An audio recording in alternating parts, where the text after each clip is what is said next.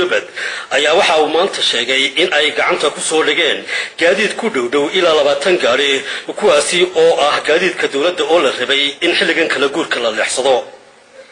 gaadiidkan ayuu taliyuhu sheegay in qaarkood lambarada laga bedelay qaarna injineernadii laga furay oo meel geerashiya lagu leexsaday si sifo sharci darro ah loogu xado ciidanka booliska ayaa baryahanba waxay ku hawlanaayeen dabagalka gaadiidka dawladda iyo hantida kale ee dawladda oo baryahanba ay soo tariyeen wararka sheegaya in xilligan kala guurka ay jiraan hanti badan oo xatooyo lagu sameeyo taliyaha ciidanka booliska Soomaaliland Maxamed Saqadi Dubad oo aan weydiinay bal halka ay marayso iyo waxa ka soo kordhay hawlgaladii iyo baaritaanadii ay ku wadeen gaadiidka la sheegay in la leexsaday ayaa waxa uu ku jawaabay waxa ka soo kordhay walaal ka soo kordhay waan helay dhowr ka soo geerashiyo أول مرة بروح أنا لقى في الخيارات مشيكي أما على ضي مهم كان قريبها يمكن السيد والله إن الله وتكلوا بقعة الوهية ولينا والله سأنا والوياد أنا بعنك من كله إن عقلنا تريها عيدا كبوليس كأي إسلام معنتا وحاوشك ولا شيء حرمت الدولة هوسية مجرد هرقيسا مسؤولين تقولها الدجان saraakiisha iyo taliyaasha saldhigyada booliska ee magaalada Hargeysa iyo mas'uuliyiinta gaadiidleyda basaska ee magaalada Hargeysa ka shaqeysata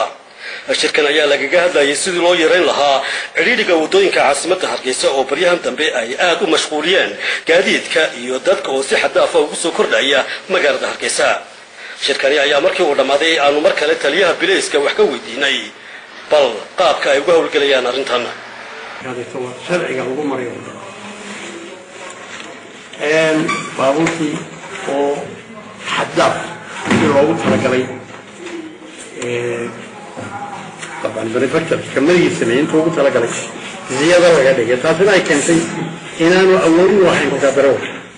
إن بريء كنترول خسارة بدل فكي إذا نفر حديث شعب سوري ويبقين سوى عشان وما صار هو شو صار لو كلا حديثه وحلا يلاقوا one way traffic ولا صار صعب هسه حويه ساعة الله يحرق الطريق ساعة الله يصرف زي ما هذا اللي كان شغله هلا ونص عضان تذكينا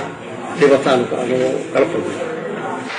طبعا عاصمة هرقيسا انجنير حسين محمود سعير iyo ku-xigeenkiisa Maxamed Cabdilaahi Uur Cabdi ayaa iyana waxa ay sheegeen in hawshani ay ka mid tahay hawlgallo ay iska kaashanayaan ciidamada booliska mas'uuliyiinta golaha deegaanka iyo basasleyda taasi oo ku wajahan sidii loo yareyn lahaa loona habeyn lahaa istaanada basaska iyo suuqyada isdhaxdaadsan ee dadka iyo gaadiidkuba taasi oo xanibaad weyn ku keentay isku socodka magaalada gudaheeda ee dadka iyo gaadiidka waxa kale oo isla shirkan lagaga hadlay maanta habka ay ciidanka boolisku uga hawlgeli karaan marka laga shaqeynayo arrimaha dhinaca nabadgelyada ku wajahan iyo in aanay boolisku dhibaato horseedin iyaga oo dhinacna amniga ka shaqeynaya balse ay lama huraan tahay in dariiqa ugu habboon ee ugu khasaaraha yar ay boolisku uga hawlgalaan hawlgalada ay fulinayaan oo mararka qaarkood ay ka yimaadaan cabashooyin badani waa Axmed